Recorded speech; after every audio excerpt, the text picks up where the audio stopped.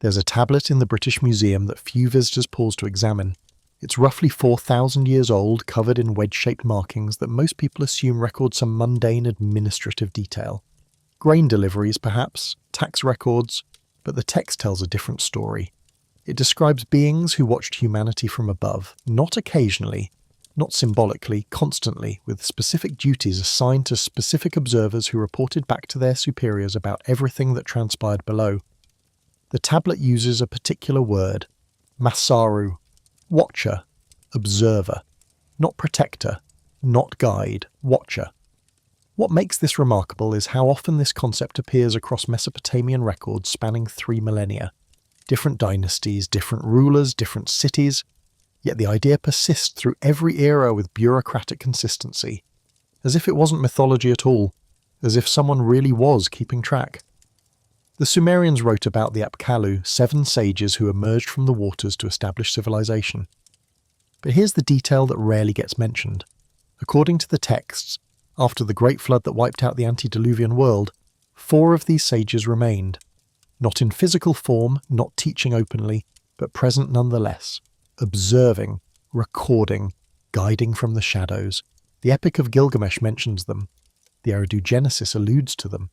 Temple records from cities separated by centuries reference their continued oversight. Egyptian priests spoke of similar figures. The Greeks called them different names but described the same function. Watchers who never left. So tonight, as the day fades and your thoughts begin to slow, I'm going to take you back to those ancient cities.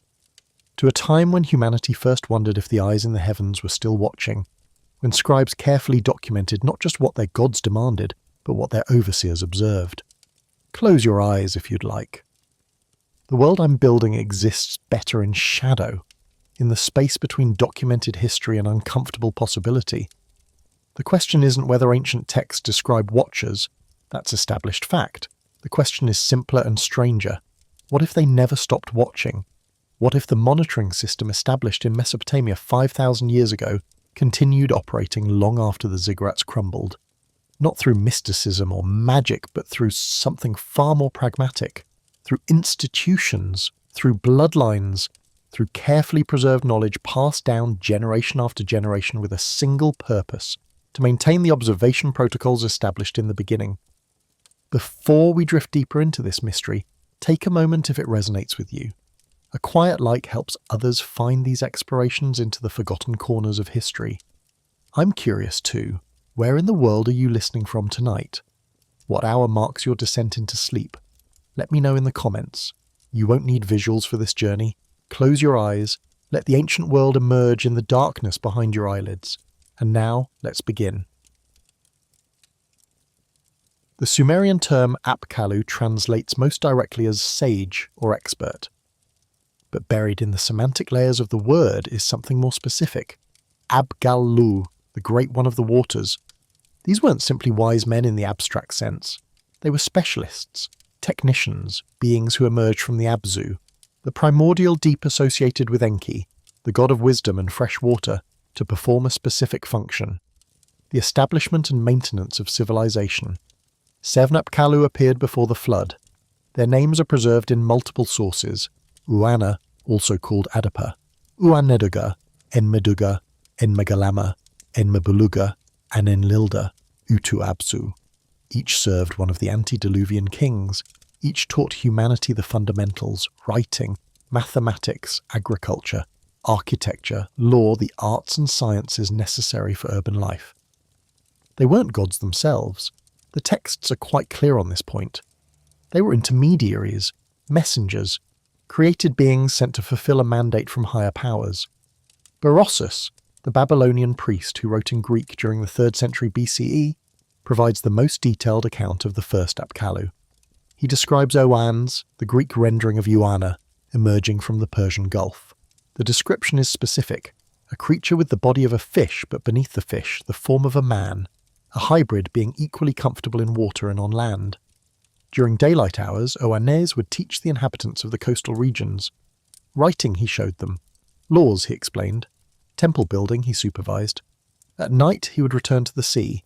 This pattern continued daily. Then, according to Berossus, more of these amphibious teachers arrived, all performing the same function, systematic instruction of early humanity in the technologies and organizational structures required for civilization. The texts don't describe this as benevolent charity, they describe it as implementation, as if humanity was a project requiring careful assembly according to specifications provided by project managers from elsewhere. Then came the flood, the great deluge that ended the antediluvian age. In every account, from the Sumerian Eridu Genesis to the Akkadian Atrahasis to the biblical Noah narrative, this catastrophe divided history into before and after. The old world drowned. Most of humanity perished. The survivors started again from nearly nothing. But here's where the story takes its curious turn. The Apkallu didn't all disappear. According to the Uruk list of kings and sages, 4 Apkallu appeared after the flood. Their names: Nungal Piragaldim, Piragal Nungal, Piragalabsu, Lunana. But these post-Diluvian sages were different from their predecessors. The text described them as part Apkallu, part human, hybrids, 2/3 sage, 1/3 mortal. Lunana specifically is described as only 2/3 Apkallu, a dilution of the original bloodline, a transitional generation between the pure antediluvian sages and the fully human scribes and priests who would follow. These 4 committed what the text called transgressions or sins that angered the gods. The details are fragmentary, but the era epic composed around the 8th century BCE preserves a telling detail. The god Marduk asks, "Where are the 7 sages of the Apsu, the pure Puridu fish, who just as their lord Ea have been endowed with sublime wisdom?" The question implies their absence, but another text, the Poem of Era, suggests they were banished. Sent back to the Apsu, not destroyed, not killed, removed from direct contact with humanity and confined to the waters from which they originally emerged. But removal isn't the same as disappearance. And here's where the institutional structures of Mesopotamian civilization begin to matter. Because while the Apkallu themselves withdrew, their function continued. The title that replaced them was Umanu, the Akkadian word for craftsman or expert. Still the same root concept, specialist knowledge, technical expertise, but now fully human individuals who inherited the role of the withdrawn sages. These are men who served as advisors to kings. They maintained the temples, they preserved the astronomical observations and mathematical calculations. They trained the next generation of scribes and priests. The continuity is striking. We can trace specific families of scholarly priests who held these positions for generations. Century after century, the same bloodlines maintained the same institutions with the same carefully preserved knowledge, as if they understood themselves to be fulfilling an ancient mandate, keeping the system operational even though its original architects had withdrawn from public view. The most famous Ummanu was Gilgamesh's advisor, Utnapishtim, though by that point the term had evolved further, but the pattern remained constant. Royal courts always had their wise advisors. Temples always had their expert priests, and these roles always involved the same core functions: observation of celestial phenomena, recording of significant events, maintaining contact with the divine realm through ritual and through dream interpretation. The Babylonian and Assyrian empires preserved this tradition. The position of royal scribe wasn't merely administrative, it was sacerdotal, religious and technical simultaneously. When the Neo-Assyrian king Esarhaddon sought guidance, he consulted his Ummanu, who interpreted omens, read the stars, and channeled messages from the gods. This wasn't primitive superstition. It was a sophisticated information system where trained specialists used astronomical calculations, textual archives, and interpretive frameworks to provide actionable intelligence to rulers about everything from military campaigns to agricultural planning to succession crises, and all of it derived from the original Apkallu, the protocols they established, the knowledge they imparted, the institutions they founded.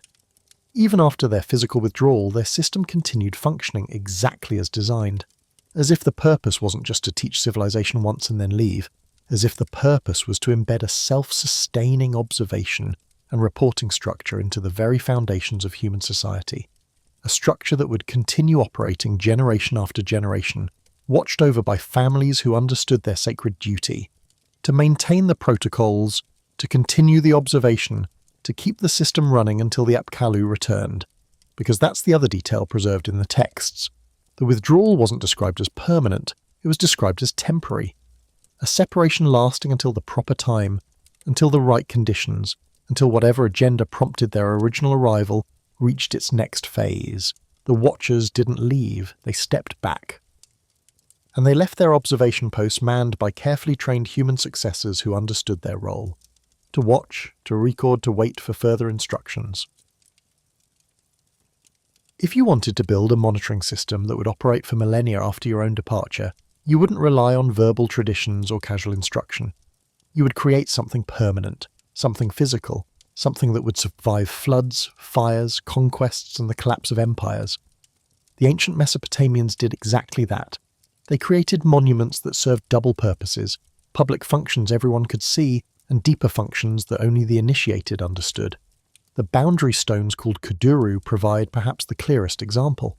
To the casual observer, these were legal documents, records of land grants, property deeds carved in stone and placed in temples where they would be preserved and protected.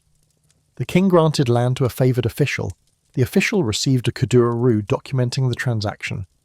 The stone was then placed in the temple of the city's patron deity, where it would be guarded by priests and protected by divine curses against anyone who disturbed it. But look more carefully at what these stones actually depict. The upper portions are covered with symbols, not decorative elements. Symbols of gods arranged in specific hierarchical orders. Sin, the moon god represented by a crescent. Shamash, the sun god represented by a rayed disc. Ishtar, the Venus goddess, represented by an 8-pointed star. Below them, symbols of Anu, the sky god. Enlil, the air god. Ea, the water god. And below them, symbols of lesser deities, each one carefully positioned according to rank, each one serving as a witness to the transaction. But witnesses do more than passively observe. They record, they remember, they testify. The arrangement of divine symbols on kuduru wasn't decorative, it was functional. It established a hierarchy of observation. The celestial deities positioned highest watched from the heavens. The terrestrial deities positioned lower watched from their earthly domains. And all of them together formed a comprehensive surveillance network that covered every dimension of existence. Sky, earth, and underworld. Nothing escaped notice, nothing went unrecorded. The curses inscribed on kuduru reinforce this understanding. They don't simply threaten divine punishment in abstract terms, they specify consequences delivered by specific deities who will notice specific violations. May Shamash, who sees all, witness this transgression and bring justice. May sin illuminate the darkness where evil deeds are committed. May the great gods who are written above see this crime and execute judgment. The gods aren't distant abstractions in these formulations. They're active observers with defined areas of responsibility. Modern scholars treat these curses as religious formulas designed to deter theft or fraud. A psychological deterrent. The fear of divine retribution discouraging criminal behaviour. But what if the formulas described an actual system? What if the priests maintaining these stones understood them as nodes in a larger network? Markers defining boundaries not just of property but of jurisdiction? Each kuduru established not merely who owned which land, but which divine authority watched over which territory. Consider the geographic distribution. Kuduru have been found throughout Mesopotamia, from the northern reaches of Assyria to the southern marshes of Sumer. They mark city boundaries, they mark temple territories, they mark trade routes and water rights.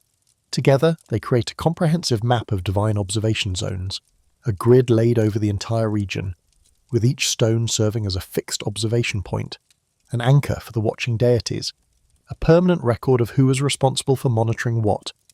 And the stones themselves were indestructible by ancient standards, massive blocks of limestone or diorite too heavy to move easily, too hard to damage accidentally. When the Elamites conquered Babylonia in the 12th century BCE, they didn't destroy the kuduru, they took them home as trophies, transported them hundreds of miles to Susa, where they were set up in temples and continued functioning as they always had, watching, recording, defining zones of divine oversight. Even in foreign territory, even under foreign rule, the system remained operational. Now consider another permanent structure, the ziggurats. These massive stepped pyramids dominated every major Mesopotamian city for 3,000 years. From the earliest examples in Ur and Uruk to the towering ziggurat of Marduk in Babylon, described by Herodotus in the 5th century BCE. Standard interpretation treats them as temples, houses for the gods. stairways to heaven allowing the deities to descend from the celestial realm to their earthly shrines. But examine their actual function. A ziggurat was a solid brick platform, not hollow, not containing rooms or chambers in its core. The only functional space was the small shrine at the summit. Everything else was simply mass. Millions of mud bricks creating an artificial mountain that raised a single small chamber hundreds of feet into the air. Why? The standard answer: to bring the shrine closer to the heavens, to elevate the meeting point between god and priest. But consider the practical effect. From the summit of a ziggurat you can see for miles in every direction. The flat Mesopotamian plain offers no natural high ground, no hills, no mountains, no vantage points, except the ziggurats. From the top of Ur's ziggurat you could observe the entire city and the surrounding countryside. You could see caravans approaching days before they arrived. You could watch troop movements. You could monitor river traffic. You could track seasonal flooding. Mesopotamian cities were universally built with observation in mind. Massive walls, yes, defensive structures, certainly, but also watchtowers, gatehouses with upper chambers, palace buildings with roof access, and dominating everything, the ziggurat, the ultimate observation platform, permanently staffed. The priests who served the shrine at the summit didn't just perform rituals. They watched. They recorded what they saw. They reported unusual events to the king. Some ziggurats incorporated astronomical observation into their design. The ziggurat of Babylon had multiple levels, each corresponding to a planetary deity. Moon on one level, Venus on another, Mars, Jupiter, Saturn on others. Priests stationed at each level would track the movements of that level's associated celestial body and report its position relative to the fixed stars.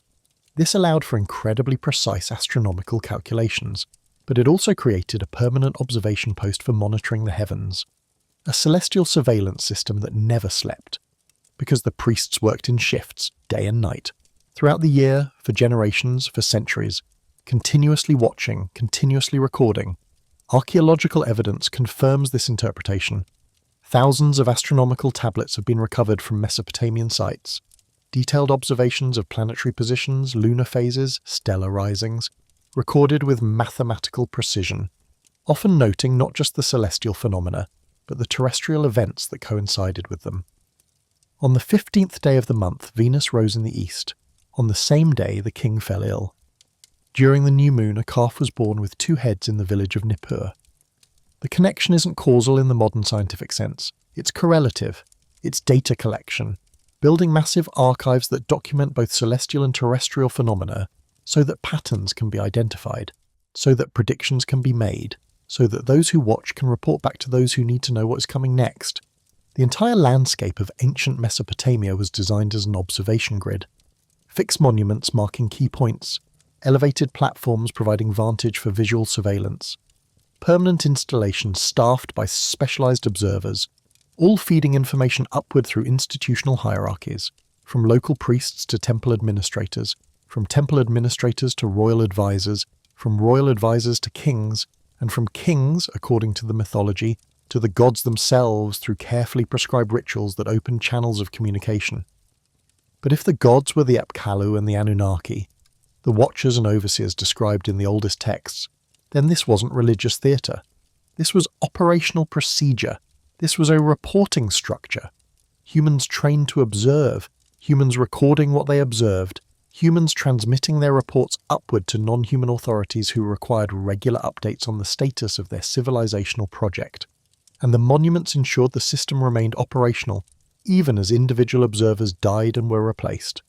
The stones remained, the ziggurats remained, the observation posts remained, the protocols remained, generation after generation after generation, still watching, still recording, still reporting, just as the original designers intended when they first established the system 5,000 years ago. Titles matter in institutional systems. They define authority, they establish hierarchy, they clarify functions. In ancient Mesopotamia, one title appears with remarkable consistency across 3 millennia of political upheaval, conquest, and dynastic change. Ensi, usually translated as governor in modern texts, but the etymology reveals something more specific. Ensi, lord of the ploughland. Or more literally, the one who oversees agricultural work. But the term carried deeper implications that modern translations obscure. In the earliest Sumerian period, Enlil designated the highest ruler of a city-state, a figure who combined religious, administrative, and military authority. The Ensi was understood to be chosen by the city's patron deity, not elected by the people, not appointed by a higher human authority, chosen by divine selection. The Ensi would marry the city goddess in an annual ritual, literally becoming the spouse of the deity. This legitimized the ruler's authority, but it also defined the ruler's function. The Ensi wasn't an independent sovereign. The Ensi was a representative, an agent, a manager appointed by divine powers to oversee their earthly holdings. Gudea of Lagash, who ruled around 2100 BCE, provides the clearest example. He claimed the title Ensi, not Lugal, which means great man or king. Even though Gudea ruled independently and commanded significant resources, he deliberately styled himself as a subordinate official. His inscriptions repeatedly emphasized that he was following instructions, building temples according to specifications provided in dreams, implementing reforms dictated by the gods, acting as a faithful servant carrying out directives from higher authorities. The term Ensi continued through the Akkadian period when Sargon united Mesopotamia under centralized rule. The Ensis weren't eliminated, they remained in their cities, but now they are explicitly reported to the Akkadian king. They became provincial governors in a bureaucratic hierarchy, yet the religious dimension of their authority never disappeared. And Ensi still performed the sacred marriage ritual, still maintained the temples, still claimed divine appointment even while acknowledging human superiors. Under the Third Dynasty of Ur, around 2100 to 2000 BCE, the title became fully bureaucratic. Ensis were appointed administrators who governed provinces on behalf of the king. They collected taxes, they organized labor, they maintained irrigation systems, they reported regularly to the capital, but the temples remained central to their authority. The Ensi's palace was typically located adjacent to the main temple. The Ensi served as both secular administrator and chief priest. The two functions were inseparable, because governance wasn't merely political, it was sacred. It involved maintaining the relationship between the city and its divine patrons. It involved performing rituals that kept the cosmos in order. It involved observing and reporting on signs from the gods. The Akkadian equivalent of Ensi was Ishaku. The etymology differs, but the function remained identical, a local ruler who managed city affairs while maintaining religious obligations. When the Assyrian Empire rose to dominance in the first millennium BCE, the title persisted. Assyrian ensises governed captured territories. They enforced Assyrian law. They collected tribute. But they also maintained the temples of local gods. They continued the observation of omens. They interpreted dreams, because these weren't primitive superstitions the Assyrians merely tolerated. These were essential governmental functions: information gathering, intelligence analysis, prediction of future events based on pattern recognition. Even in the city of Asher, the Assyrian capital, the highest ruler bore the title Ensi, not Sharam, the Akkadian word for king. The patron deity Asher was considered the actual king. The human ruler was merely the deity's earthly agent, the deity's overseer. This wasn't theological modesty, it was organizational structure. It established a clear chain of command, divine authority at the top, human administrator implementing divine directives. The Ensi's responsibility was to watch over the city on behalf of its true ruler, to observe, to report, to maintain proper order. The remarkable aspect of this title is its longevity. From approximately 3000 BCE through the fall of the Assyrian Empire in 612 BCE, for nearly 2.5 millennia, the concept of the Ensi remained functionally consistent. The political context changed completely. Sumerian city-states gave way to the Akkadian Empire. The Akkadian Empire fragmented. The Third Dynasty of Ur briefly reunified the south. Babylon rose to power. Assyria conquered the entire region.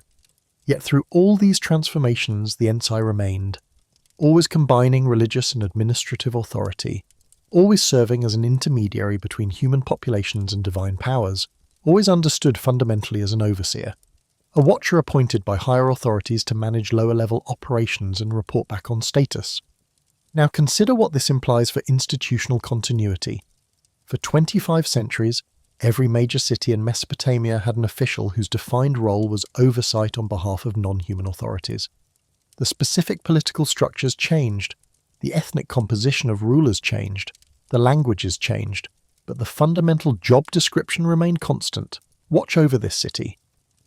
Maintain its temples, observe celestial signs, interpret omens, perform the rituals, report to the gods, and every Ensi trained successors. Every Ensi established administrative system. Every Ensi maintained archives. Because the position wasn't personal, it was institutional. It was a role that needed to continue functioning regardless of who filled it at any given time. If the gods these Ensis served were the Anunnaki, the Watchers from the stars who established civilization in the first place, then the institution of the Ensi wasn't religious theatre. It was operational infrastructure. It was a management layer. Human overseers appointed to supervise other humans and report upward to non-human superiors. A monitoring system embedded in the political structure of every city, designed to operate indefinitely, designed to survive regime changes and cultural transformations, designed to ensure that someone was always watching, always observing, always reporting back, exactly as the original architects of civilization intended when they first taught the Sumerians how to build cities and organize governments. The system was never meant to end. It was meant to persist. And for 25 centuries it did. The Book of Enoch isn't part of the standard biblical canon. Most Christian denominations relegated it to the Apocrypha. It was nearly lost entirely until European explorers found complete copies preserved in Ethiopian monasteries in the 19th century. But this obscure text preserves traditions about watchers that closely parallel the Mesopotamian material, almost as if both cultures remembered the same events through different theological filters. The book describes the Watchers as a class of angels, specifically 200 angels led by Semjaza, who descended to Mount Hermon in the days before the Great Flood. Their stated purpose was observation. God sent them to watch over humanity, but the text makes clear they had specific duties. They were to observe and report, not to interfere, not to interact directly, simply to monitor human development and provide regular updates to higher authorities about humanity's progress. But the Watchers transgressed. They saw that human women were beautiful, they desired them, and they made a pact among themselves. They swore an oath together that they would all descend and take human wives, so that none of them could be individually blamed for the violation. 200 angels descended. They took human wives, and they began teaching humanity forbidden knowledge. Azazel taught men to make weapons, swords, shields, techniques of warfare. Amaz-Erak taught sorcery and the cutting of roots. Armaz taught enchantments. Barakijel taught astrology. Kokebel taught the signs of the stars. Semjaza taught root cuttings and medicinal herbs. Shamsiel taught the signs of the sun. This knowledge corrupted humanity. Violence increased. Wars spread. Magical practices proliferated. The cosmic order was disrupted, and the offspring of the Watchers and human women, called the Nephilim, grew into giants who devoured humanity's resources and eventually began eating humans themselves. The earth cried out to heaven from the injustice. 4 archangels, Michael, Uriel, Raphael, and Gabriel, reported the situation to God. God pronounced judgment. The Nephilim would be destroyed in the coming flood, but the Watchers themselves would be bound. Here's where the text becomes specific. God instructed Raphael to bind Azazel hand and foot and cast him into darkness in a place called Dudael in the wilderness. Sharp, jagged rocks were to be placed over him so he could not see light. He was to remain there until the day of final judgment, when he would be cast into eternal fire. Gabriel was sent to kill the Nephilim, causing them to turn against each other in mutual destruction. Michael was instructed to bind Semjaza and the other Watchers for 70 generations in the valleys of the earth until the day of judgment. Then they too would be led to the abyss of fire where they would be confined forever. But notice what the text doesn't say. It doesn't say the Watchers were destroyed. It doesn't say they were removed from the earth entirely. It says they were bound, confined, imprisoned in specific locations beneath the earth, in valleys, in darkness, yes, but still on earth, still present, just restrained from direct interaction with humanity. Removed from visible operation but not eliminated. The Book of Enoch goes further. It describes the fate of the Nephilim in unusual terms. When the giants die, their spirits don't depart to Sheol like human spirits. Instead, they become evil spirits that roam the earth. Because they were born from the union of angels and humans, they are neither fully spiritual nor fully physical. They exist in an intermediate state, invisible to human eyes, unable to interact physically with matter, but capable of influencing human thoughts and emotions. Capable of whispers and suggestions, capable of observation and surveillance. The text explicitly states these spirits will oppress humanity until the day of final judgment. They will cause disease, they will inspire violence, they will lead people astray, and because they derive from immortal beings, they cannot truly die. They persist. Generation after generation, invisible, incorporeal, but continuously present, continuously active, continuously watching and interfering from their disembodied state. Now compare this to the Mesopotamian material. The post-Diluvian Apkallu were described as part divine, part human, hybrids. They committed transgressions. They were banished, returned to the Apsu, but not destroyed, not eliminated. Removed from direct contact, but still existing in the waters from which they originally emerged. The poem of Error asks where the seven sages are, implying absence. But absence from sight isn't absence from existence. Removal from public view isn't cessation of activity. Both traditions describe the same pattern. Watchers descended before the flood. They interacted directly with humanity. They taught forbidden knowledge. They created hybrid offspring. They transgressed divine boundaries. They were punished by removal from direct operation, but they weren't eliminated. They were confined, bound, restricted, forced to operate indirectly, through institutions, through human intermediaries, through carefully preserved knowledge transmitted through bloodlines and secret societies, still watching, still influencing, just forced to work through proxies rather than appearing openly. The Ethiopian Christian tradition that preserved the Book of Enoch took these teachings seriously. They believed the Watchers remained bound beneath the earth. They believed the spirits of the Nephilim still roamed invisibly. They believed these entities continued to influence human affairs through subtle means.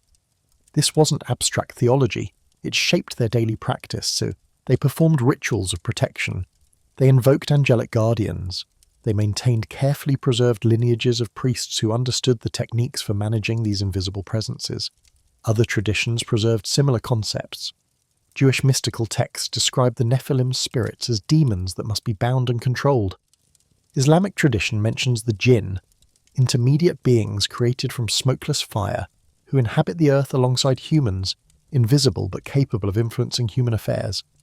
The persistence of these ideas across multiple religious traditions originating in the ancient Near East suggests a common root, a shared memory of something that actually happened. Watchers who descended, who transgressed, who were confined but not destroyed, and whose continued presence required ongoing management by human specialists trained in the proper techniques. If these traditions remember actual events, then the Watchers never left. They simply changed their operational mode, from direct contact to indirect influence, from physical presence to bureaucratic structure, from teaching openly to preserving knowledge in secret. The system established before the flood continued operating after the flood through carefully designed mechanisms that allowed the original architects to maintain oversight, even while confined to their invisible prison. They created institutions to serve as their eyes and ears. They established bloodlines to serve as their proxies. They embedded protocols into the foundations of civilization that would continue executing long after they could no longer walk openly among humans. The Watchers remain. They were simply forced to watch from a distance, bound, confined, but still observing everything that happens on the surface, still maintaining the monitoring system they created, still waiting for the day when their bonds would be loosed and they could resume direct operation. Dreams are curious things. They feel intensely real while you're experiencing them. Vivid, immediate, more concrete sometimes than waking life. But the moment you wake, they begin to dissolve. The details slip away. The narrative logic fragments. Within minutes, you struggle to remember what seemed so clear moments before, unless you write it down immediately, unless you record it. Ancient Mesopotamians took dreams very seriously, not as random neurological static, but as a communication channel, a way for divine powers to transmit information to human minds. Kings would fast and perform rituals to induce prophetic dreams before making major decisions. They would sleep in temples, hoping the patron deity would send guidance. When they woke, scribes would be waiting to record every detail, because dreams weren't personal experiences, they were intelligence reports. Data transmitted from non-physical entities to physical receivers who needed to accurately transcribe what they'd received so it could be analysed and acted upon. The dream of Gigisi is the most extensively documented example.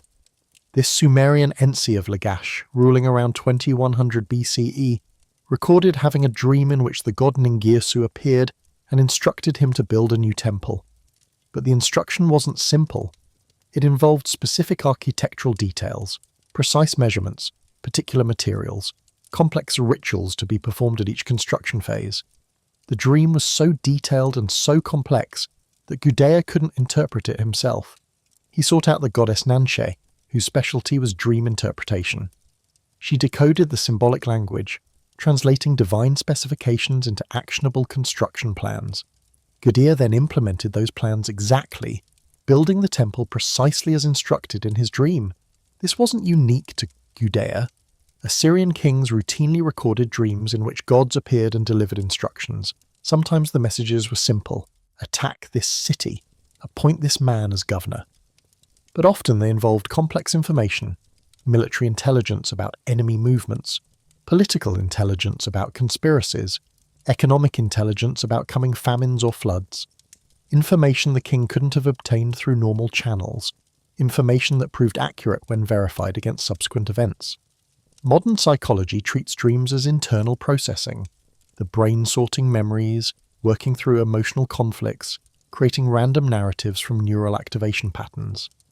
Ancient Mesopotamians saw it differently. They understood dreams as a technology, a communication protocol allowing non-physical intelligences to interface with physical human consciousness. The dream state lowered the barriers, opened the receiver, allowed information to be transmitted directly into human awareness. But this technology required infrastructure. You couldn't just have random people receiving transmissions. The signal would be misunderstood, corrupted, lost. You needed trained receivers, people educated in the symbolic language used for transmission, people who understood how to distinguish genuine messages from random neural noise, people who knew the protocols for recording and interpreting what they received. This is what temple priests were: communication specialists, trained from childhood in dream incubation techniques, instructed in the symbolic vocabularies of their deity, tested repeatedly to verify their ability to receive and accurately transmit information. Some temples specialized in this function. The dream temples scattered throughout Mesopotamia and later Egypt served as communication hubs.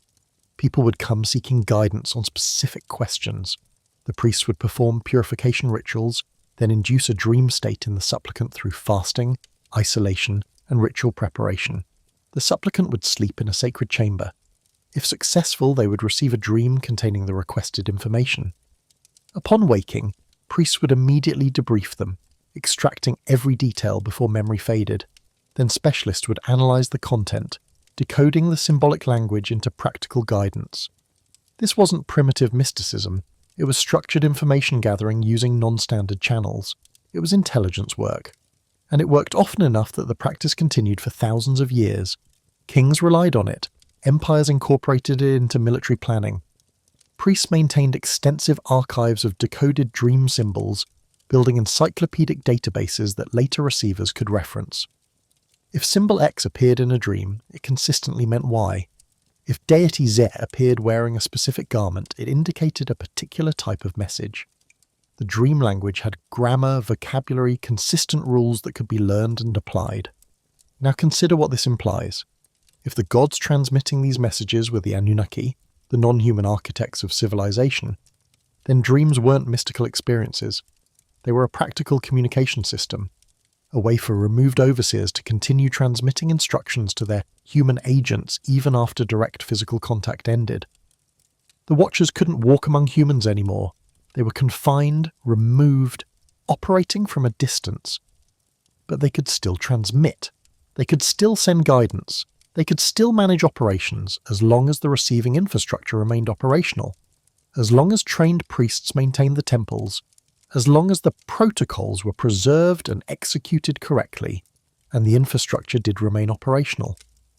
For 3,000 years, from the early dynastic period of Sumer through the fall of the Persian Empire, dream temples functioned continuously.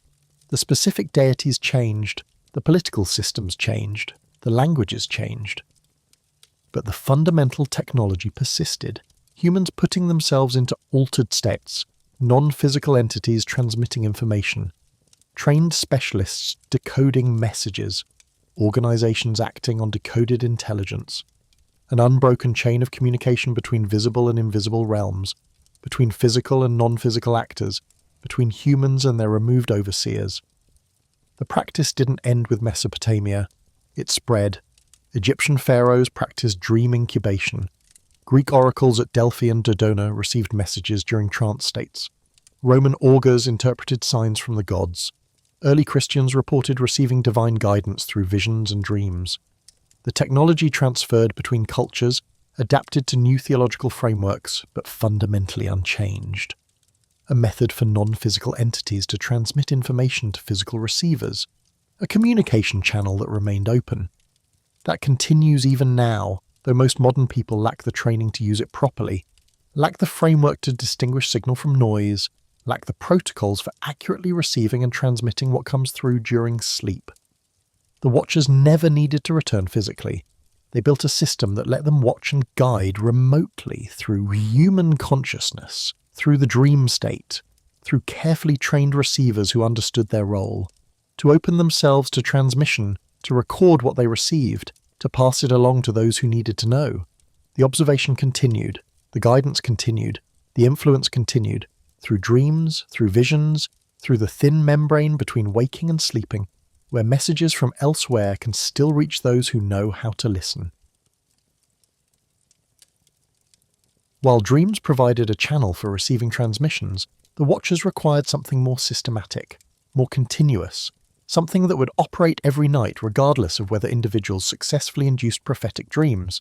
They needed permanent observation posts, stations continuously monitoring the interface between visible and invisible realms, and they found the perfect location for these posts, the space between Earth and the highest heaven, the realm of the stars. Mesopotamian astronomers weren't casual stargazers. They were professional observers who maintained continuous surveillance of the celestial sphere for over 700 years.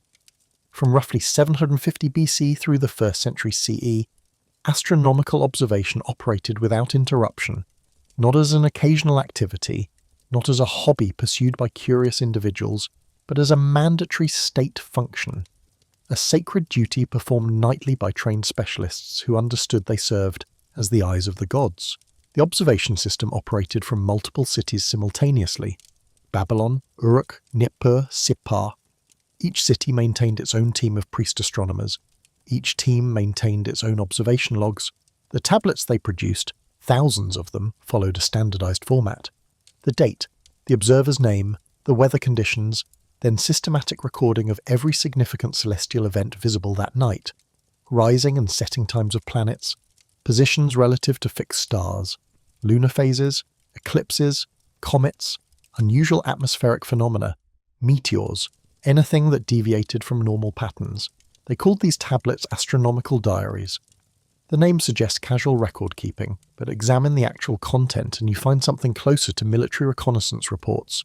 Precise, systematic, comprehensive, night after night, year after year, generation after generation, with each tablet carefully archived so that later observers could reference earlier data, compare patterns, identify cycles, build predictive models. Modern astronomers recognize these diaries as remarkably accurate. The positional measurements are precise to within fractions of a degree. The timing recordings are accurate to within minutes. This level of precision required sophisticated instruments, water clocks for time measurement, gnomons for tracking solar positions, graduated circles for measuring angular separations, but more importantly, it required institutional commitment. You don't maintain continuous observation for 7 centuries without understanding it as essential, without believing something critically important depends on it. The standard interpretation treats this as early science. Babylonian astronomers studying celestial mechanics to develop better calendars and predict eclipses.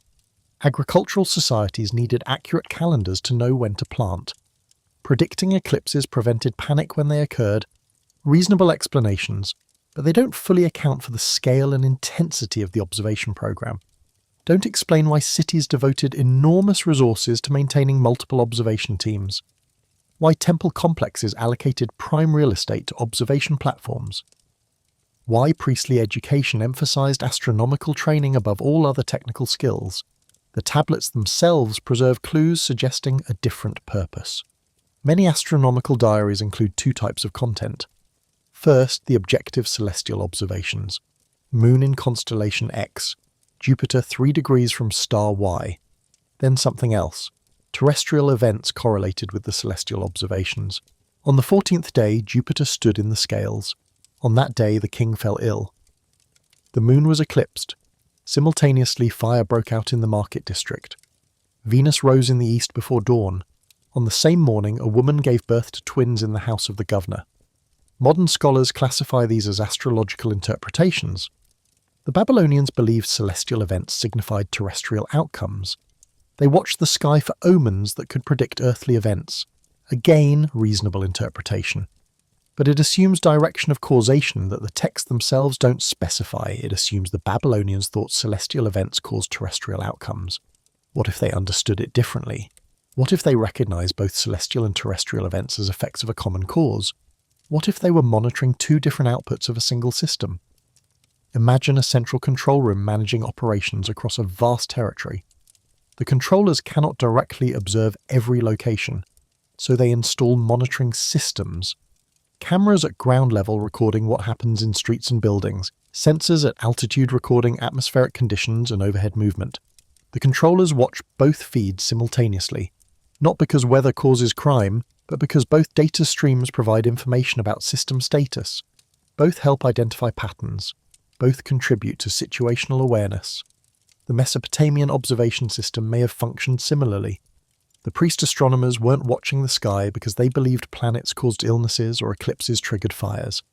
They watched both Earth and sky because both provided data about system status, about what the real controllers were doing, about what interventions they were implementing, about what changes they were initiating in the program running underneath visible reality. Consider the effort required to maintain this system. Each observation team typically included at least 3 specialists: a senior observer who recorded planetary positions, an assistant who tracked lunar phenomena, a third who noted comets, meteors, and unusual events.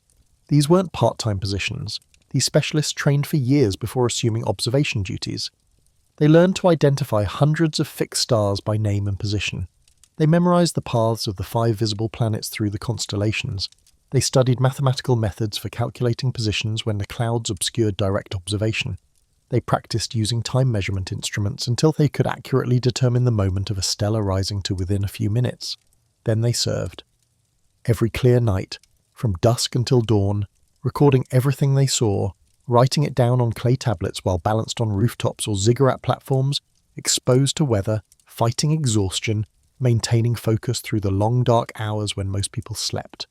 Shift after shift, week after week, year after year, until they trained their own replacements and passed the responsibility to the next generation, who would do exactly the same thing for their entire careers, for their entire lives, watching, recording, reporting to supervisors who compiled their data and transmitted it upward through institutional hierarchies to officials who performed interpretive analysis and advised rulers on policy implications.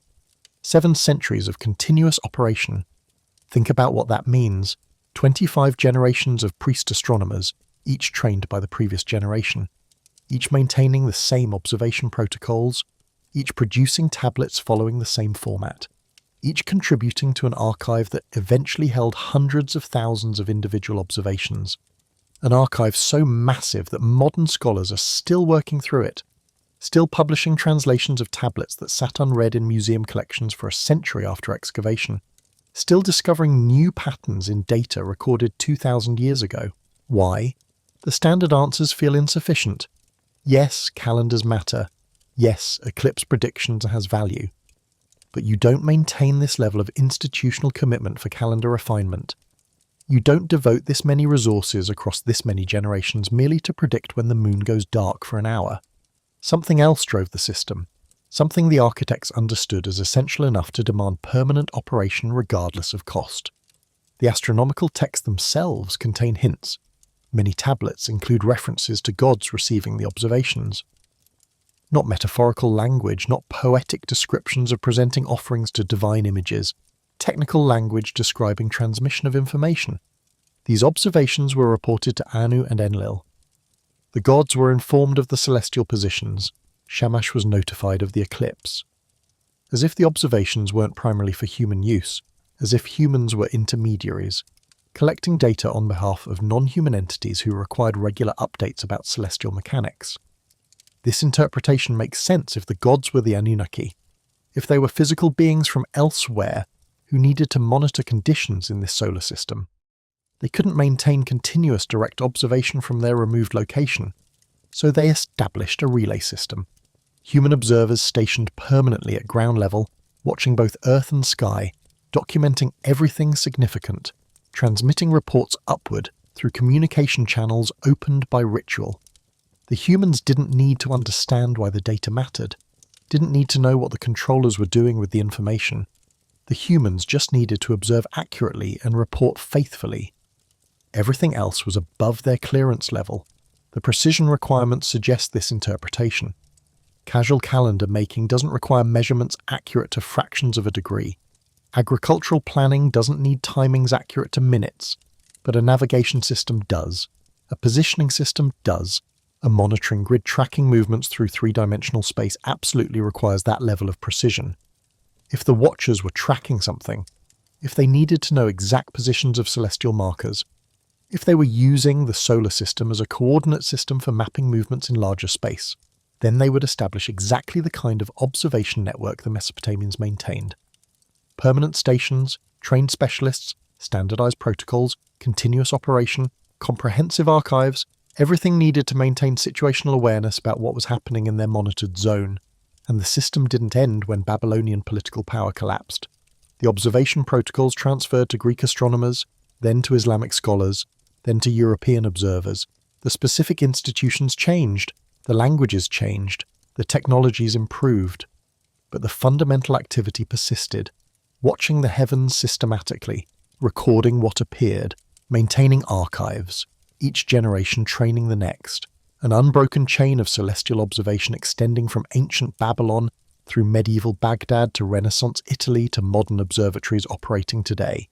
Still watching, still recording, still reporting upward through institutional hierarchies to controllers who compile the data and assess its implications. We assume we're doing this for ourselves, for science, for knowledge, for understanding the universe. But what if the original purpose persists? What if we're still manning the observation posts established 5,000 years ago by the Watchers, still collecting data on their behalf, still transmitting information through channels we don't consciously recognize to receivers we can't directly perceive? The humans operating the system have always been expendable, replaceable. What matters is that the system continues functioning, that the observations continue, that the monitoring never stops, because somewhere beyond the visible dome of stars, the original architects still require updates, still need to know what's happening in their experimental zone, still watch through the eyes of human proxies who think they're pursuing their own curiosity but are actually fulfilling protocols embedded in the deepest structures of civilization. Doing what humans were designed to do from the beginning. Watch, record and report, maintain the observation grid, keep the system operational, till the day the Watchers decide they've seen enough and it's time to return for direct inspection. When Constantine converted to Christianity in the 4th century CE, one of his first acts was to convene the Council of Nicaea. Bishops from across the Roman Empire gathered to standardize doctrine, settle theological disputes, and determine which texts would be recognized as canonical scripture. Many books were excluded, some because their authorship was disputed, some because their theology conflicted with emerging orthodoxy, and some, it seems, because they contained information that the newly empowered church hierarchy preferred to keep restricted. The Book of Enoch was marginalized during this process, not condemned outright, simply classified as apocryphal, interesting but not authoritative. Ethiopian Christianity alone continued treating it as canonical, preserving complete copies while the Western Church lost the text entirely. Why? What did this book contain that made it problematic for the institutional church? It described the Watchers, it named them, it explained their continued presence on Earth. It provided details about their imprisonment, their offspring, and the ongoing influence of their hybrid spirits. This presented theological difficulties. If angels fell and were confined, what did that mean for divine sovereignty? If evil spirits still roamed the earth influencing humanity, what did that mean for human free will? If these entities required specialist knowledge to manage, what did that mean for the Church's claim to mediate all spiritual matters? Easier to exclude the text, to classify it as non-canonical, to let it fade from common knowledge while preserving it in isolated monasteries where scholars could still access it if needed. This pattern repeated throughout Church history. Texts containing uncomfortable information weren't necessarily destroyed. They were restricted, hidden in archives, accessible only to those with proper authorization. Who decided what was uncomfortable? Who determined what required restriction? The institutional hierarchy, the bishops and cardinals and popes who inherited the role of managing spiritual affairs, who positioned themselves as intermediaries between divine and human realms, who claimed authority to interpret, regulate, and control access to sacred knowledge. But institutions don't emerge from nothing. They build on existing structures. Christianity didn't invent hierarchical priesthoods, it inherited them. The Catholic Church's organizational structure mirrors the administrative systems of the late Roman Empire. But the Roman administrative system itself derived from earlier models, from the bureaucratic hierarchies of the Hellenistic kingdoms, which derived from the Persian Empire, which derived from the Assyrian and Babylonian empires, which derived from the institutions originally established in ancient Sumer. Each successive empire adopted and adapted the organizational frameworks of its predecessors. The titles changed, the theological justifications changed, but the fundamental structure persisted. A hereditary priesthood claiming authority to mediate between divine and human realms. A hierarchical system where information flowed upward and commands flowed downward, and a specialized training that separated initiates from common people. Secret knowledge accessible only to those who proved themselves trustworthy. This is how the monitoring system survived the collapse of Mesopotamian civilization. It didn't end. It transformed. It adapted to new cultural contexts. The Babylonian priesthood trained Greek scholars who studied at temples and mystery schools. Those Greeks carried the knowledge westward as Alexander's empire spread Hellenistic culture across the Mediterranean. The Seleucid dynasty that controlled Mesopotamia after Alexander's death maintained continuity with Babylonian institutions, staffing temples with priests from ancient families who preserved traditional knowledge. When Rome absorbed the Hellenistic world, it absorbed these knowledge networks along with the territory. Roman senators consulted Chaldean astrologers, heirs to Babylonian astronomical traditions. Roman emperors employed advisors trained in Eastern mystery traditions that derived ultimately from Mesopotamian sources. Then Christianity emerged, initially persecuted, then tolerated, then officially adopted. As it gained institutional power, it didn't destroy the existing systems, it absorbed them. Pagan temples became Christian churches, pagan festivals became Christian holy days, and pagan priests facing loss of their traditional roles brought their knowledge and their organizational structures into the new faith. They became bishops. They became monks. They established monasteries where they could continue their work under Christian terminology. The rituals changed, the prayers changed, the theological family framework changed, but the fundamental function remained. Specialists maintaining communication with non-physical entities, interpreting signs, preserving secret knowledge, training successors, operating within hierarchical structures that controlled information flow. The medieval Catholic Church maintained extensive archives that weren't accessible to common believers.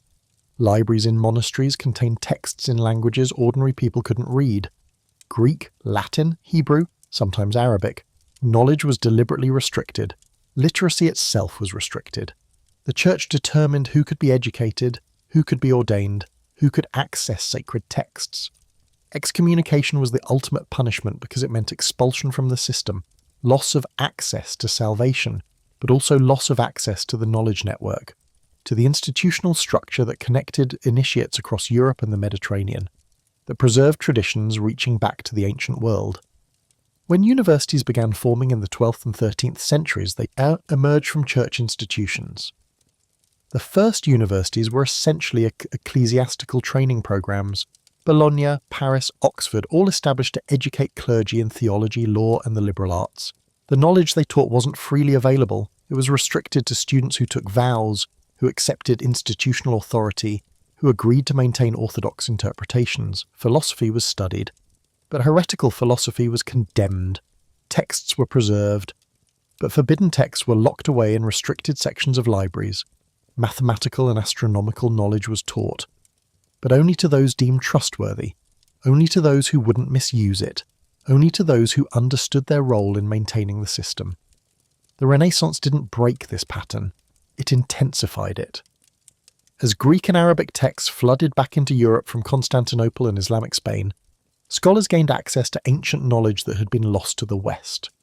Hermetic texts, Neoplatonic philosophy, advanced mathematics and astronomy. But this knowledge circulated primarily within elite intellectual circles.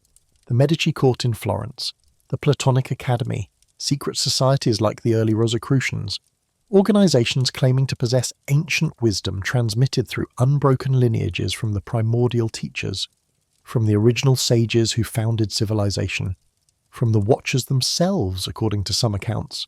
These groups understood themselves as preservers, guardians of knowledge too dangerous to share openly, too powerful to be trusted to the masses. They saw their role as managing the relationship between divine and human realms, between spiritual and material dimensions, between the ancient powers and the modern world.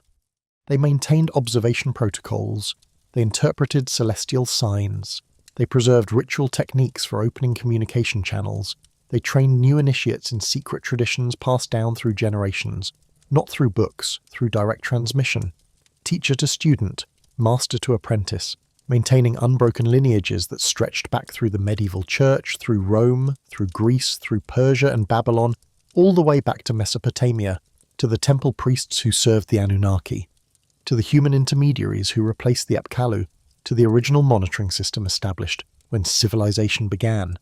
The institutions changed names, they adopted new theologies, they operated in different cultural contexts, but they never stopped functioning, they never abandoned their original purpose. To watch, to observe, to maintain contact with the unseen powers, to preserve the knowledge and protocols required to keep the system operational, the Watchers withdrew from direct contact. But they left their infrastructure intact, operating through human agents who understood their sacred duty, who trained their successors, who maintained the observation posts and communication channels. Generation after generation after generation, for 5,000 years, the system never stopped running. It adapted, it evolved, it survived the collapse of empires and the transformation of religions because it was designed to survive, designed to persist, designed to ensure that someone was always watching, always recording, always reporting back to the removed architects of civilization about the status of their creation, until they returned to inspect it personally. But institutions alone couldn't guarantee continuity. Organizations collapse, empires fall, temples burn, libraries are destroyed. To maintain truly reliable transmission across millennia requires something more stable than stone buildings or clay tablets, requires something that survives even when physical infrastructure crumbles. The solution was obvious to the original architects. Encode the protocols in biology, embed them in genetics, create human lineages specifically designed to carry the knowledge forward. Bloodlines. The concept appears repeatedly in ancient texts, but modern readers dismiss it as primitive tribalism. The idea that certain families possess innate authority or special capabilities, that royal blood carries inherent qualities distinct from common people, that priestly lineages maintain hereditary rights to sacred roles. We interpret these claims as social constructions, political justifications for inherited privilege. But what if they describe something real? What if certain genetic lines actually did carry information? What if the Anunnaki, who were described as genetically engineering humanity in the first place, created specific variants, established specialized bloodlines with enhanced capabilities for interfacing with non-physical dimensions? The Sumerian king list doesn't just record names and reign lengths. It tracks genealogies. It specifies who descended from whom. It distinguishes between different types of rulers. Antediluvian kings with extraordinarily long reigns. Post-Diluvian kings who are described as part divine, part human. Then fully human kings but from specific families. The text treats heredity as meaningful, as if genetic inheritance determined capability, as if some humans were fundamentally different from others, not through training or education but through biology. This pattern intensifies in later periods. Egyptian pharaohs claimed to be literal children of the gods, not metaphorically, Not spiritually, biologically. They practiced brother-sister marriage to preserve divine bloodlines, to keep the sacred genetics concentrated. The practice horrified Greeks and Romans who encountered it. But the Egyptians weren't engaging in taboo behavior for social reasons. They believed they were maintaining genetic purity, preserving specific traits that would dilute if they bred with common populations. Similar patterns appear across cultures. Indian Brahmins maintained strict hereditary priesthood. Only sons of Brahmins could become Brahmins. The sacred knowledge was taught exclusively within families.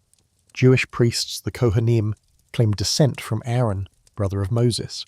This wasn't honorary. Modern genetic studies have identified what researchers call the Cohen modal haplotype, a Y chromosome signature appearing in Jewish populations at frequencies suggesting actual descent from a common male ancestor approximately 3,000 years ago. The priestly lineage wasn't mythological, it was biological. Real families maintaining real genetic continuity across 100 generations. What made these bloodlines special? The texts suggest enhanced capabilities. Priests could see visions others couldn't perceive. They could hear voices others couldn't detect. They could enter trance states that opened communication channels with non-physical entities. They could interpret dreams with accuracy that seemed supernatural. These capabilities ran in families, passed from parent to child, not perfectly.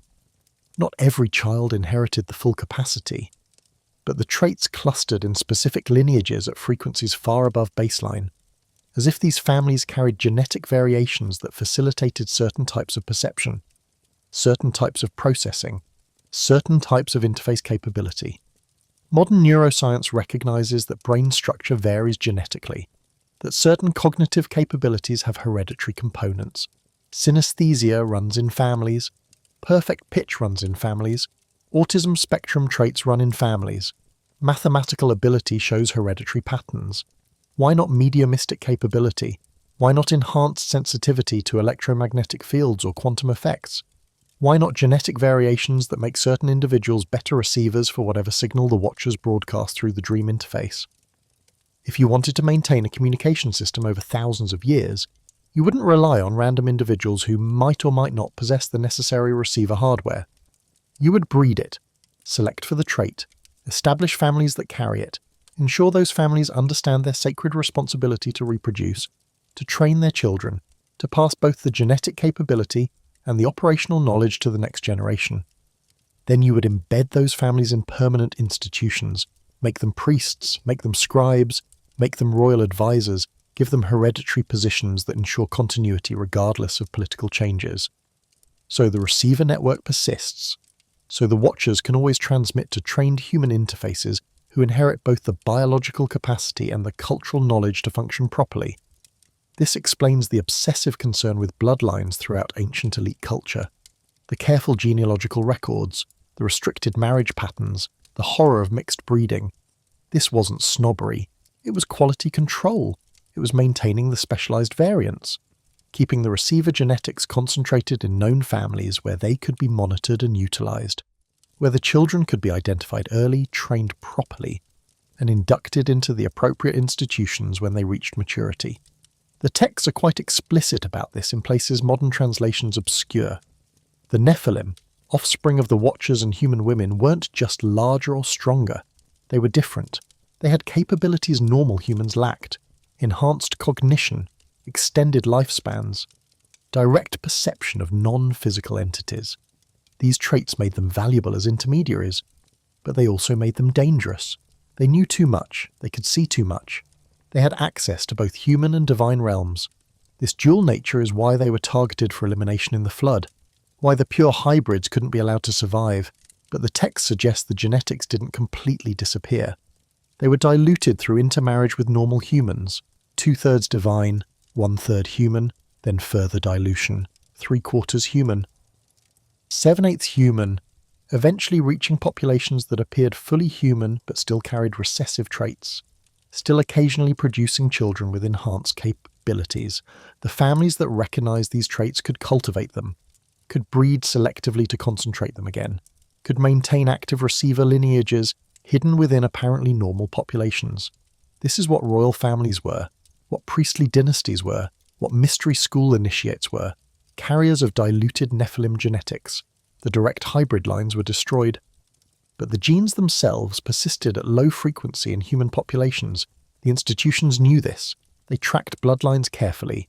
They tested children for signs of capability. They arranged marriages between families known to carry the traits. They created aristocracies that functioned biologically as breeding programs, maintaining the receiver hardware, ensuring every generation produced new interfaces the Watchers could utilize. New priest mediums who could open channels, new oracle seers who could perceive beyond normal human range, new dream interpreters who could decode transmissions accurately. The practice continued through recorded history. European nobility tracked bloodlines obsessively. They married within restricted circles, they maintained detailed genealogical records, they believed in blue blood, in royal prerogative, in divine right. Modern historians treat this as political ideology. But what if they were correct? What if certain families actually did carry genetic variants that made them different? Not better in general, but specialized. Optimized for specific functions. Functions that mattered if you understood the hidden purposes of civilization. If you knew that institutions existed to maintain monitoring systems, to preserve communication channels, to keep the observation grid operational until the removed architects returned. The bloodlines are still here. They're not all obvious, not all in obvious positions. The old aristocratic families lost political power. But genetics don't care about politics. The traits persist wherever the genes persist. Scattered through populations, sometimes concentrated in families that maintained the old knowledge. Sometimes latent in individuals who inherit the capability but lack the training to use it properly.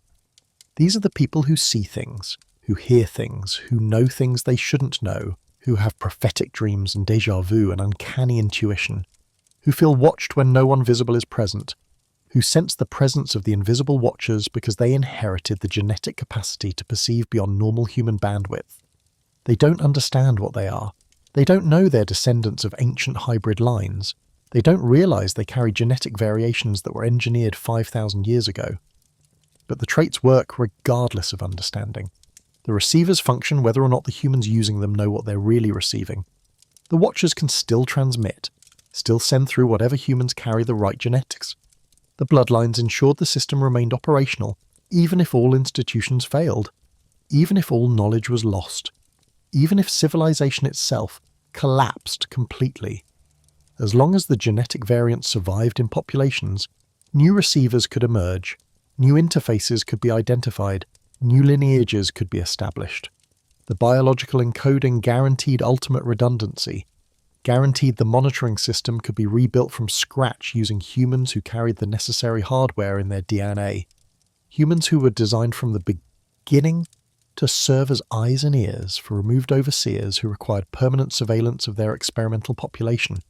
Humans who might think they're experiencing random neurological glitches or psychological anomalies, but who are actually fulfilling their original design specifications, receiving, transmitting, interfacing with the hidden layer of reality that normal humans can't perceive, maintaining the communication channels, keeping the observation posts staffed, ensuring the Watchers never lose contact with their creation, never lose oversight of the experiment they initiated, never lose the capacity to monitor everything happening in the system they designed to run indefinitely under remote supervision. The year was 1614. Europe was in turmoil. The Reformation had shattered Christian unity. Wars of religion ravaged the continent. The old certainties were crumbling. Science was beginning to challenge theological orthodoxy. The printing press had democratized knowledge, making texts available to people who previously had no access. And in this context of transformation and chaos, two mysterious documents appeared in Germany, the Fama Fraternitatis and the Confessio Fraternitatis, manifestos of an invisible secret society calling itself the Rosicrucian Order. These documents told a story. They described a German nobleman named Christian Rosenkreuz who travelled to the Middle East in the 15th century seeking wisdom.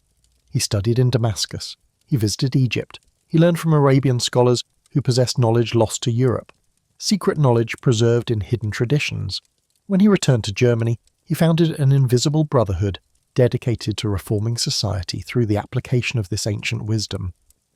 The brotherhood worked in secret. Its members were scattered across Europe. They recognized each other through secret signs. They communicated in coded language. They possessed advanced knowledge of medicine, mathematics, astronomy, and alchemy. And their ultimate goal was to prepare humanity for a coming transformation, an age of enlightenment when the hidden wisdom would be revealed openly and the world would be perfected. The manifestos caused a sensation. Thousands of Europeans sought to contact the Rosicrucians. They published open letters pleading to be admitted to the Brotherhood. They wrote treatises attempting to decode Rosicrucian symbolism. They formed their own groups claiming Rosicrucian affiliation. But no one could find the actual Rosicrucians. The invisible Brotherhood remained invisible. Some historians argue it never existed, that the manifestos were literary hoaxes or utopian fantasies. Others suggest it was a genuine secret society that deliberately concealed itself even while calling for reformation. But the most interesting possibility is that the Rosicrucians were describing something real. Not a society founded in the 15th century, but a much older network, a transmission chain for ancient knowledge that had operated in secret for millennia.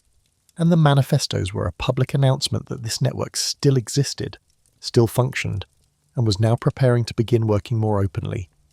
Similar claims appeared elsewhere. Freemasonry, which emerged into public visibility in 18th century England, claimed to preserve the building secrets of the ancient temple architects. Its ritual system referenced Solomon's temple.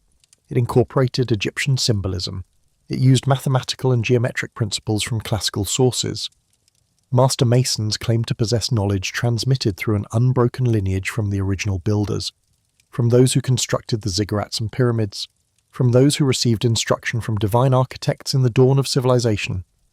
The claims seemed fantastical, but the rituals were real, the geometric principles worked, the symbolic system was sophisticated and internally consistent. Something had been preserved, something had been transmitted. The question was what exactly and from whom? The Hermetic tradition made even more explicit claims. Texts attributed to Hermes Trismegistus, a mythical sage identified with the Egyptian god Thoth, claimed to preserve the original divine wisdom given to humanity in the beginning. These texts circulated in the ancient world. They were lost to Europe during the Dark Ages.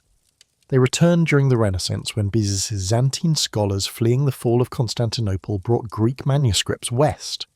Marsilio Ficino translated the Corpus Hermeticum in 1463 under the patronage of Cosimo de' Medici, and suddenly European intellectuals had access to what they believed was primordial wisdom, the original teachings of the gods preserved in written form. The Hermetic texts describe a cosmology. They explain the relationship between divine and material realms. They provide techniques for ascending through spiritual levels. They detail the nature of the gods and demons inhabiting invisible dimensions, and they have claimed this knowledge came from Thoth, the Egyptian equivalent of the Mesopotamian Enki, the god who taught humanity, the god who served the divine council, the god who maintained communication between celestial and terrestrial realms. If we accept the alternative interpretation where Thoth and Enki are the same entity, one of the Anunnaki who supervised the establishment of civilization, then the Hermetic texts aren't mythology. They're technical manuals, preserved transmission of the original protocols, explaining how the system was designed, how humans can interface with non-physical entities, how the observation and communication channels function. These texts were never meant for public distribution. They were restricted, taught only to initiates in Egyptian mystery schools, preserved in temple libraries accessible only to trained priests, but they survived. Through careful copying, through secret transmission, through networks of scholars and mystics who understood their value and their danger. The Renaissance humanists who first translated them were naive. They thought they were recovering lost philosophy. They didn't understand they were opening archives containing operational instructions. Protocols for doing things that church authorities considered forbidden. Techniques for opening communication channels the institutional church claimed to monopolize. The result was an explosion of esoteric societies in the 16th and 17th centuries. Groups claiming to possess ancient wisdom, claiming to descend from secret lineages, claiming authority independent of church hierarchy. The church responded with condemnation and persecution, but it couldn't eliminate the knowledge. It had already spread. Too many copies, too many trained practitioners, too many people who recognized the texts as genuine, as actually containing information that worked when applied correctly. Information that derived from sources far older than Christianity or even classical Greece. Information reaching back to Egypt, to Mesopotamia, to the original teachers, to the watchers who descended and established the monitoring system in the first place. Modern scholarship tends to dismiss these claims as romantic mythology, as groups inventing prestigious pedigrees to legitimize themselves. And certainly there was fraud, certainly there were charlatans creating fake lineages and fictional histories. But the presence of frauds doesn't disprove authentic claims, it proves the opposite. Frauds imitate something real. They wouldn't exist unless there was something valuable to counterfeit. The question isn't whether secret societies preserved ancient knowledge. The question is which ones did it successfully, which lineages actually maintained unbroken transmission, which organizations really descended from the temple priests of Egypt and Babylon, which groups legitimately inherited the role of managing human-divine communication on behalf of the removed architects. The answer probably involves multiple overlapping networks. The Catholic Church preserved some of it in restricted monastic archives. Sufi orders in Islam preserved some of it through chains of mystical teachers. Jewish Kabbalists preserved some of it through oral traditions and coded texts. Various esoteric brotherhoods preserved fragments. No single organization held everything. But collectively, the knowledge survived. The protocols survived. The understanding of how the system functioned survived. Transmitted carefully, restricted deliberately, protected jealously, by people who understood their sacred responsibility to maintain continuity, to keep the channels open, to ensure the watchers could still observe, could still communicate, could still guide through their human proxies, while they remained confined, while they waited, while they watched from a distance for the proper time to resume direct operation. The transition into modern surveillance technology didn't break continuity with ancient observation systems. It formalized them, made them visible, acknowledged openly what had always operated covertly. When governments began installing cameras in public spaces, when intelligence agencies started bulk data collection, when corporations started tracking online behavior, they weren't inventing new concepts. They were implementing ancient protocols using new tools. The watchers had always watched. They just finally had technology that made the watching efficient on a global scale. Consider the parallels. Ancient Mesopotamian cities had watchtowers, guards stationed permanently at elevated positions to observe movement, to identify threats, to report unusual activity. Modern cities have camera networks, thousands of cameras feeding data to monitoring centers where trained observers watch screens, identifying threats, reporting unusual activity. The function hasn't changed. The technology improved. Ancient tax collectors used to travel from house to house recording property ownership and production. Census takers documented every resident.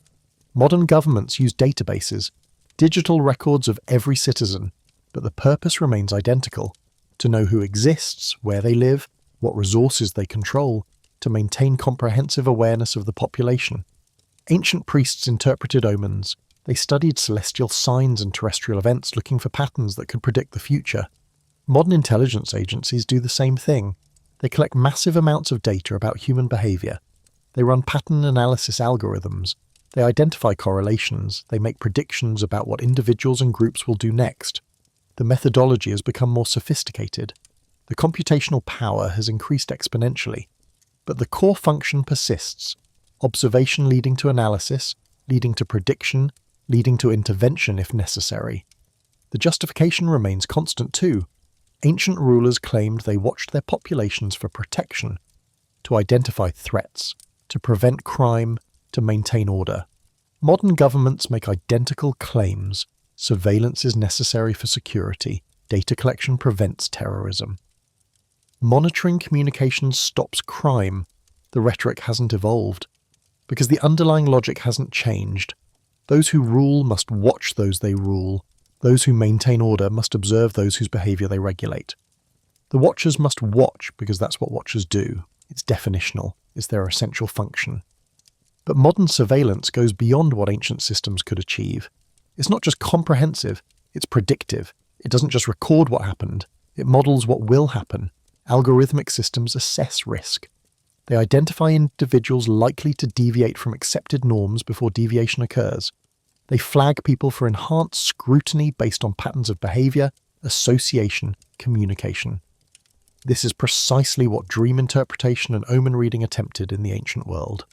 Receiving information from a higher dimension of analysis that sees patterns invisible to ordinary observation. Predicting future events based on non-obvious correlations.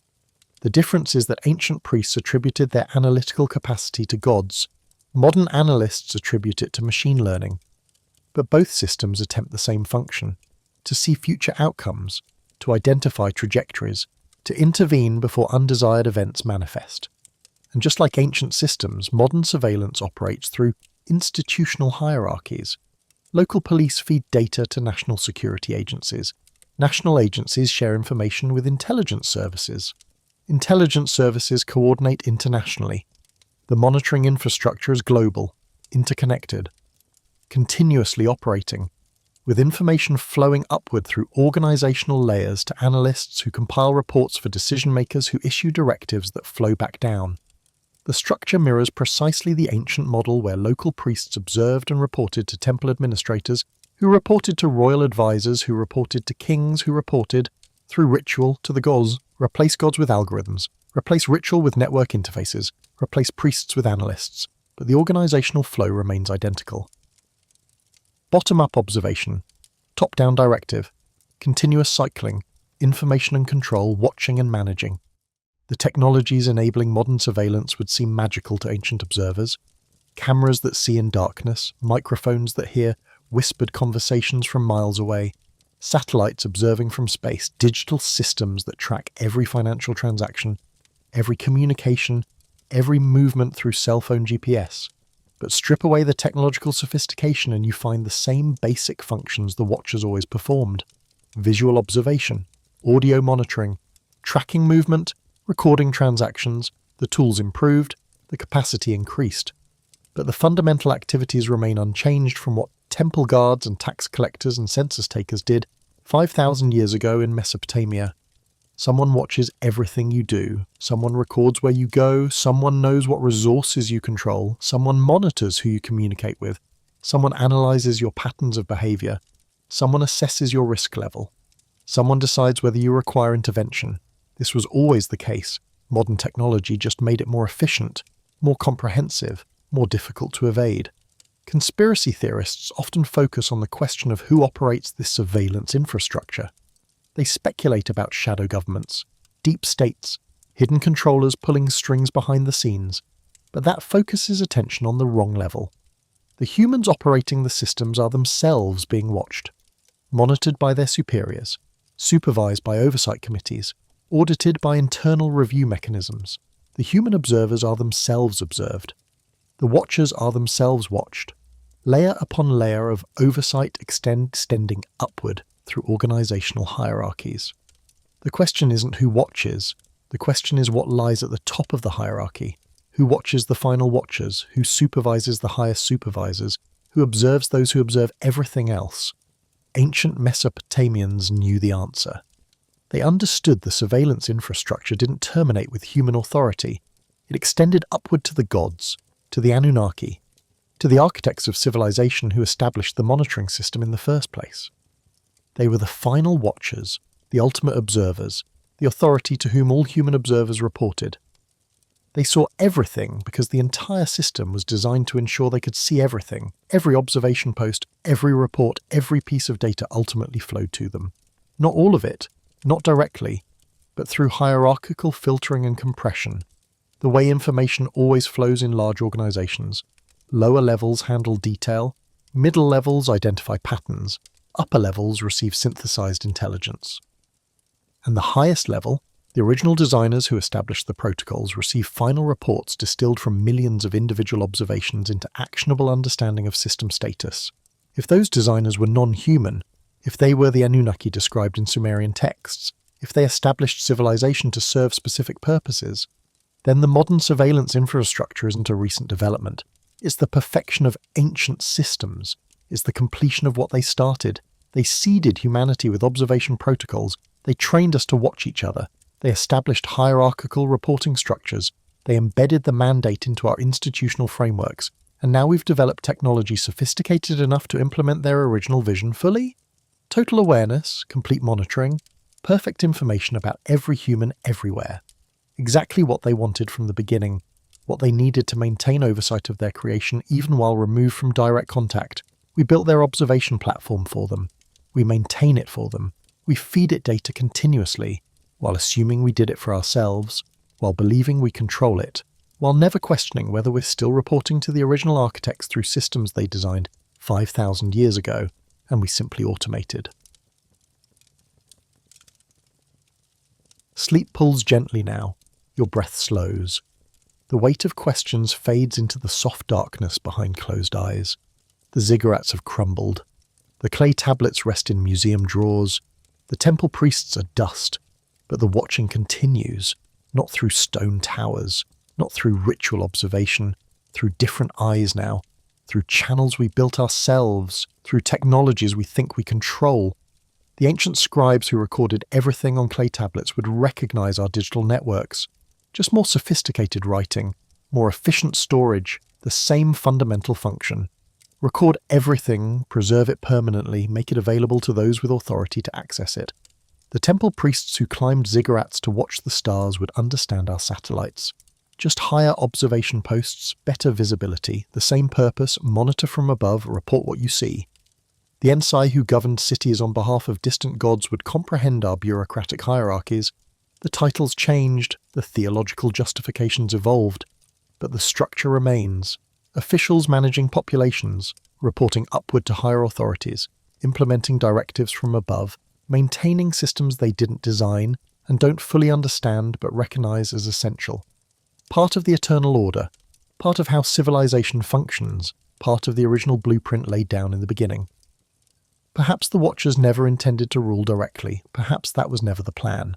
Perhaps they understood that large-scale management requires distributed authority, local overseers handling daily operations, regional administrators coordinating between cities, national authorities managing territories, and themselves positioned at the apex, observing everything, receiving synthesized reports, issuing occasional guidance when intervention proves necessary, but otherwise allowing the system to self-regulate, allowing human administrators to manage other humans, while maintaining final oversight, while preserving the capacity to step back in if conditions require direct action.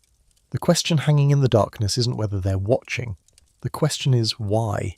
Why establish civilization in the first place? Why create complex urban systems requiring sophisticated management? Why teach writing and mathematics and astronomy? Why embed observation protocols into institutional structures?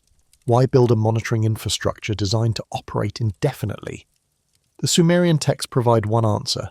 They came for resources, gold specifically. They needed labor to extract it. They created a workforce. They taught the workforce enough to be useful. They established management systems to coordinate production. They watched to ensure compliance, to prevent deviation, to maintain efficiency, a mining operation, an extraction project. With humanity as the labor force, the Watchers making sure quotas were met, making sure production continued, making sure resources flowed upward to those who required them. The uncomfortable answer, the one that positions humanity not as a beloved creation but as a useful tool, a biological machine designed for a specific purpose, monitored to ensure continued function, managed to prevent breakdown, maintained until the project completes or until the tools wear out and require replacement. But there are other possibilities, other interpretations of the ancient texts. Perhaps the creation of humanity wasn't purely utilitarian. Perhaps the genetic engineering that combined ape DNA with Anunnaki DNA was an experiment, a test. Can consciousness emerge in hybrid forms? Can beings with dual inheritance develop in unexpected directions? Can a designed species evolve beyond its original parameters? If so, monitoring would be essential. Not to extract resources, to gather data, to observe how the experiment develops, to record the results, to assess whether the project succeeded or failed, whether the hybrid creation produces anything interesting, anything unexpected, anything worth preserving. In this interpretation, the Watchers observe not as taskmasters but as researchers. Humanity is their long-term study. Our civilizations are their petri dishes. They watch to see what we do when given basic tools and minimal guidance. They intervene only when we approach catastrophic failure. They allow us to develop, to struggle, to create, to destroy, to rebuild. Because the process itself is the point. The data stream is valuable. Our choices, our conflicts, our achievements, our mistakes, all documented, all analysed, all compared against whatever template they used when they designed us. Did we exceed expectations? Did we disappoint? Do we show characteristics worth replicating in future projects? The surveillance continues because the study isn't complete. The observation persists because the data remains valuable. The monitoring infrastructure operates indefinitely because long-term experiments require long-term documentation. Or perhaps it's simpler and stranger still. Perhaps they watch because they're bound to watch, because their confinement after the transgression didn't just physically imprison them. It legally obligated them. The flood was punishment for improper interference, for teaching humanity forbidden knowledge, for creating hybrid offspring, for violating the terms of their original mandate. They were removed from direct contact. But perhaps they retained observation rights. Perhaps the terms of their imprisonment specified continued oversight without intervention. They can watch, they can see everything, but they cannot act directly, cannot teach openly, cannot appear physically. They became watchers in the most literal sense, beings whose only remaining function is to observe, to monitor the consequences of their original transgression, to witness how their creation develops without their direct guidance. A punishment disguised as duty, an eternal responsibility to observe without the capacity to intervene, watching humanity struggle with the knowledge they improperly imparted, watching civilizations rise and collapse, watching us repeat the same patterns, watching helplessly as we approach the same precipice they were punished for approaching, unable to warn, unable to help, only able to watch and record and report back to the higher authorities who will eventually assess the final outcome. The soft hum of the fan continues. Your breathing deepens. The questions dissolve into the comfortable darkness of coming sleep. The texts remain in their museums. The scholars continue their debates. The temples crumble further. But somewhere beyond your closed eyes, beyond your fading consciousness, beyond the comfortable explanations we tell ourselves about human autonomy and self-determination, the ancient observation posts remain active. The protocols continue executing. The data streams flow upward through hierarchies we helped construct. And the watchers, confined and removed and invisible, maintain their eternal vigil, not because they choose to, not because they care, but because watching is what they are, what they were made to be, what they were punished to remain, forever observing, forever recording, forever waiting for the final assessment when those who bound them will review the documentation and render judgment on the experiment that began 5,000 years ago in the valley between two rivers. Where the first city walls rose, where the first temples opened channels between earth and sky, where humanity first learned to write, and the watchers first began their eternal documentation of everything we do, everything we build, everything we destroy, every choice that leads us closer to whatever conclusion this long, strange project approaches. The monitoring continues, in the darkness, in the silence, through eyes we cannot see, recording everything, forever watching, until the day they're permitted to do more than watch, until the day they return to inspect directly, until the day the experiment concludes and the architects assess their creation one final time. But that day hasn't arrived. Not yet. For now, there's only the watching, the endless watching, the patient observation from removed platforms in invisible dimensions, while we build their surveillance infrastructure, while we perfect their observation systems, while we maintain the protocols they established, never quite understanding what we're really doing, never quite seeing who really benefits from the comprehensive monitoring networks we think we built for ourselves. The watchers remain, still watching, always watching, as they were designed to do, as they were punished to do, as they will continue doing until their confinement ends or until our story does. Whichever comes first, sleep now, let the questions rest, let the ancient mysteries fade into comfortable dreams. Morning will come soon enough. The surveillance will still be operating, the observation posts will still be staffed. The data will still flow upward through hierarchies invisible and ancient. The watchers will still watch. But for now, for this moment, you can rest.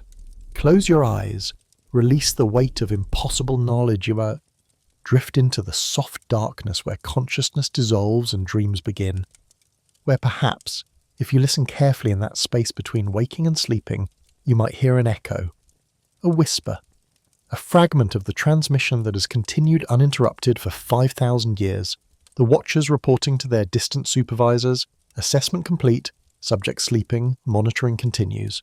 Until next time, wherever you are in the world, whatever time marks your descent into rest, sleep well, and dream deep. Good night.